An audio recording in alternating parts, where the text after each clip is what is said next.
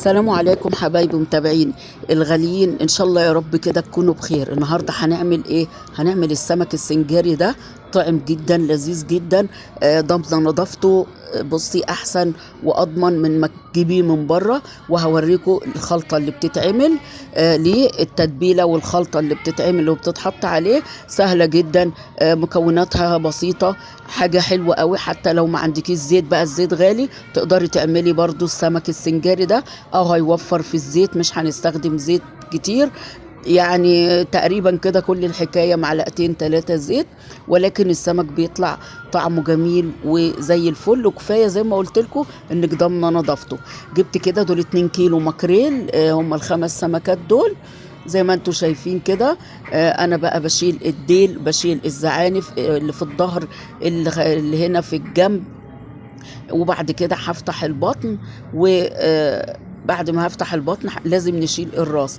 هتشوفوا دلوقتي بندير السمكة كده وهنشيل الراس بتاعتها. هتترمي طبعا. عندك قطة بقى كده، يلا حظها تبقى ايه، تحط لها السمك.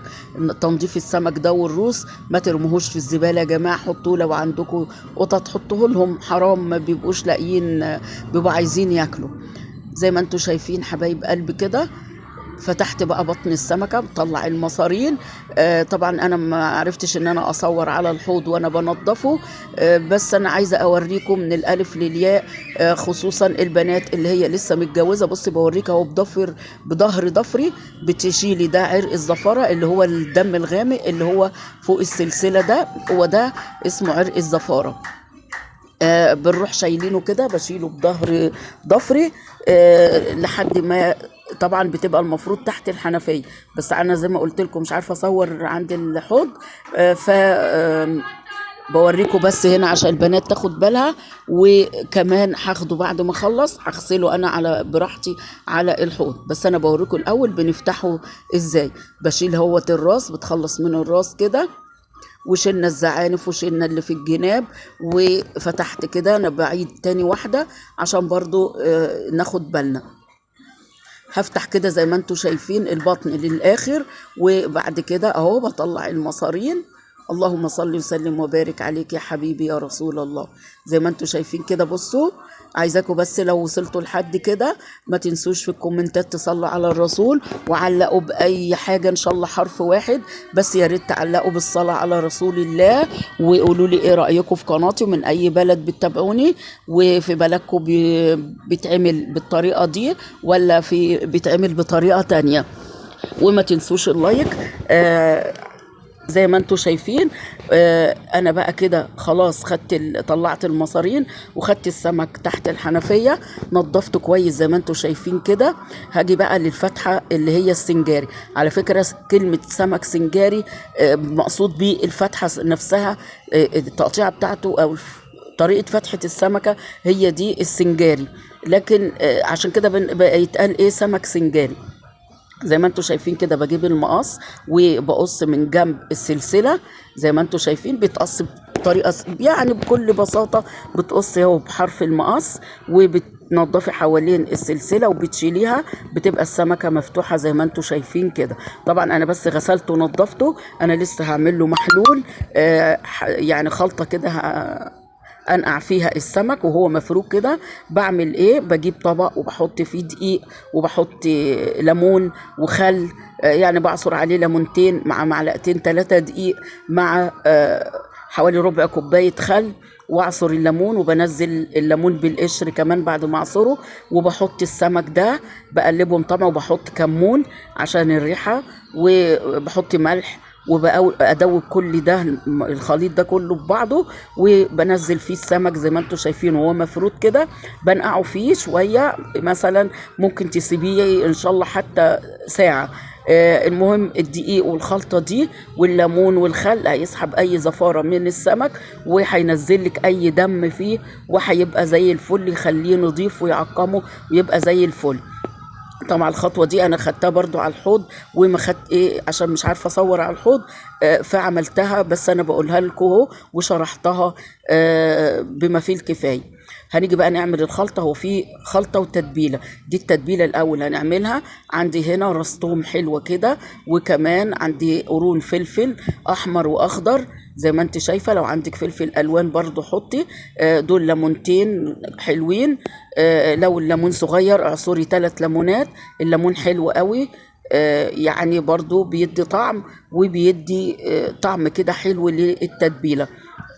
انا بعصر كده في المعلقه دي عشان اشوف الليمون، عشان اشوف البذر واتفادى البذر اعرف اشيله.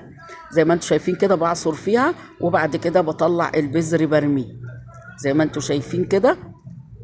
هعصر كده. انا عصره هنا ليمونتين ونص، عشان كان الليمون وسط كده ما كانش كبير.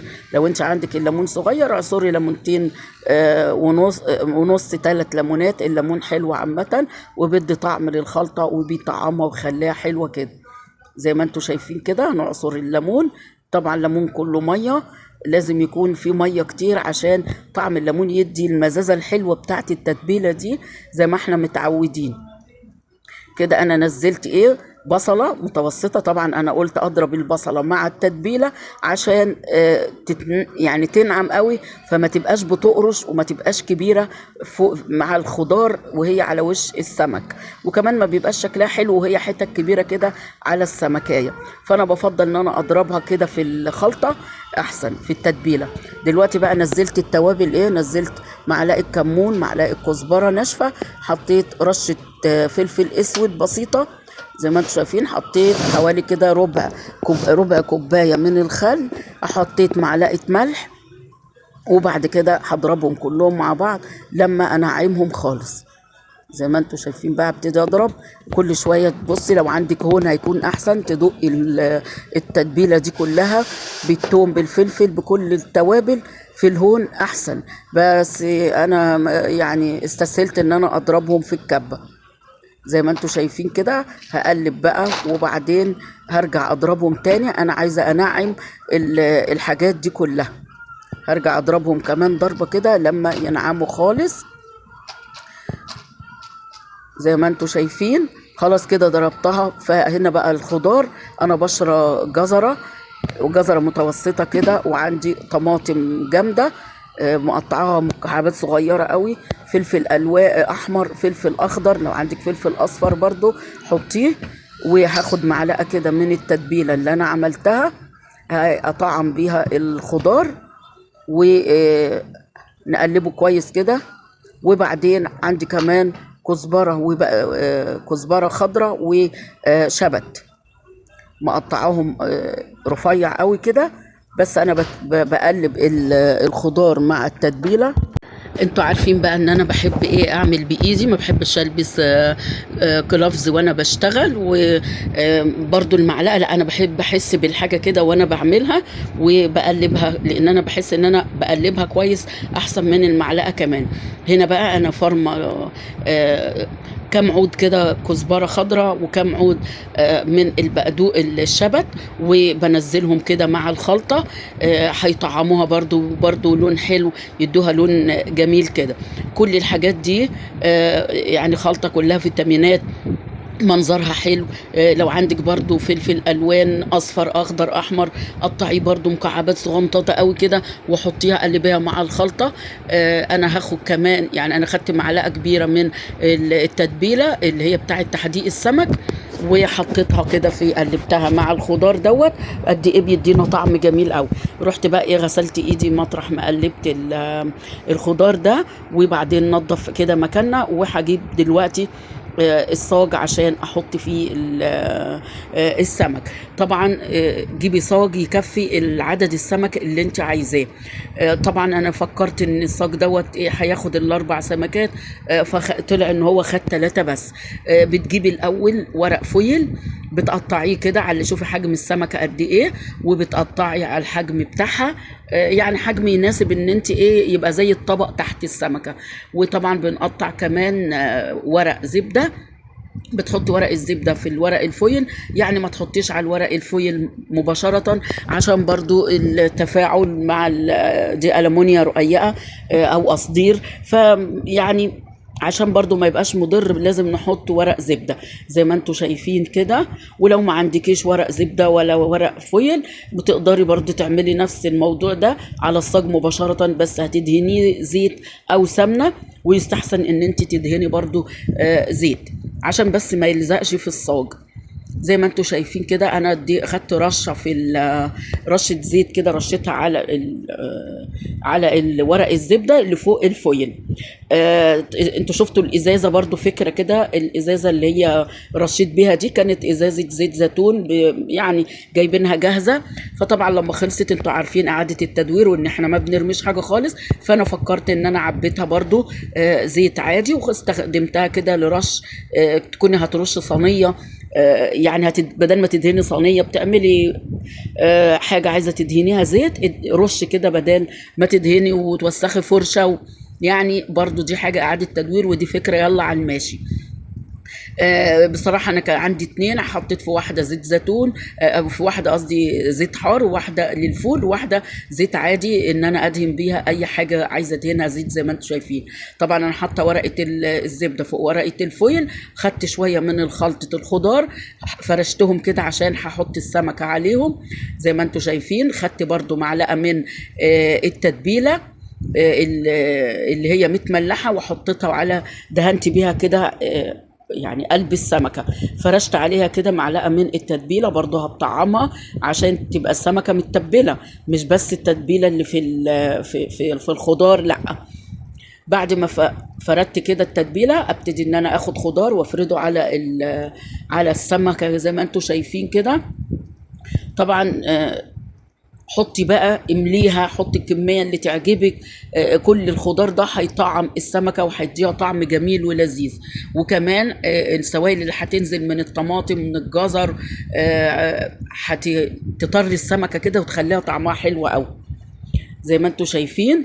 جبت بقى ايه بعد ما حطيت كده طبقة الخضار، بتمسكي حروف الفويل مع ورق الزبدة وتتني كده، تعملي زي يعني تحوطي كده على السمكة كأنك بتعملي طبق، كأنك بتعملي طبق أو طاجن كده السمكة في قلبه زي ما انتوا شايفين كده. بتعملي حرف اهو كده، بتلف حوالين السمكة كلها، تتني حروف الفويل مع ورق الزبدة زي ما انتوا شايفين. بعد ما تخلصي السمك كله هنحطها بقى ندخلهم فين على الفرن. بصي بقى يعني احنا بنحط واحدة عكس واحدة عشان المكان يكفي. طبعا كده انا حطيت سمكتين، الصاج ده عندي خد 3 بس زي ما انتوا شايفين. بقى انا بقى جبت ورقة فويل هحط السمكة الثالثة برضو بنفس الطريقة. على فكرة طعمه جميل جدا موفر، يعني السمك السنجاري فوائده ان هو طعمه حلو، مش شارب يعني مش شارب زيت زي ما تكوني قليه. السمك المقلي حلو وطعم وكل حاجة، بس كتغيير احنا برضو بصوا الزيت اللي انا رشيته ده كله مش هيجي معلقتين 3. كمان انا كنت فتحت الفرن وكنت اديت كده السمك بعد ما حطيته ب10 دقايق، طلعت كده سحبت الصاج واديته رشة من الزيت على وش الخضار عشان الخضار يعني الطعم برضو كده ويفضل ايه يعني ما ينشفش. فكل الحكايه ان احنا استخدمنا مش هيجي معلقتين 3 زيت. طبعا انا كنت مفكره بقى ان التصوير الكاميرا جايبه السمكه الثالثه، فلما لاحظت لفيت كده ايه الصينيه عشان اوريكم السمكه الثالثه. برضو حطيت برضو ورقة الزبدة على ورقة الفويل، وحطيت رشتها زيت الأول، وبعد كده حطيت طبقة من الخضار وحطيت السمكة وتبلتها برضو من التتبيلة بالثوم والبصل والبتاع. البصل على فكرة لما بتطحنيه كده مع الثوم والفلفل يعني عارفه بيديكي طعم احلى. اولا البصل لما بتقرش وانت بتاكليه، ثانيا ما بتبقاش منظرها وحش وهي فوق السمكه صاحيه كده وحتت البصل كبيره. فلما بتطحنيها مع الفلفل الالوان والثوم يعني بتبقى طعمها احلى، وكمان بتنزل ميتها الميه السوائل دي بتطري السمكه. بصوا هنا يعني انا عملت كده اهو 3. كنت مفكره ان الصاج هياخد ال3 سمكات، فكنت بحاول كده ان انا ايه ازنقهم في بعض، اقربهم في بعض كده عشان ياخدوا السمكه اللي هي الرابعه. بس طبعا ما كفتش ولقيت ايه هيبقوا متزنقين كده اهو. بحاول ان انا احط ورقه تاني، فلقيت ان هم مش هيكفوا، فالسمكه الرابعه حطيتها في صينيه صغيره لوحدها ودخلتها في الفرن جنب الصاج. بعد ما استوى بقى بصوا جميل جدا، بتشغلي مثلا 10 دقايق تحت كده على النار من تحت، وبعدين 10 دقايق تاني الشواية من فوق، وبترفعي السمك على الشبكة من فوق عشان يستوي كده من فوق كمان ويبقى حلو. عملت بقى جنبهم رز، طبعا دي السمكة دي مقلية، عندنا ملك مش بتحب السنجاري مش عارفة ليه، فقالت لها بتاعتها. عملت بقى شوية رز صيادية، عملت شوية سلطة زي ما انتوا شايفين كده. بعد ما السمك طبعا بيستوي بينزل السوائل اللي فيه بيكش شوية، فهنا بقى خد ال4 سمكات بس بعد ما استوى. بصوا طعمه خرافة، انا بكلمكم بعد ما اتغدينا وطعمه جميل جدا، والجمهور عندنا شكر فيه وقال طعمه حلو ولذيذ. جربوا، ما تنسوش تصلوا على النبي في الكومنتات ولايك، ومع السلامة.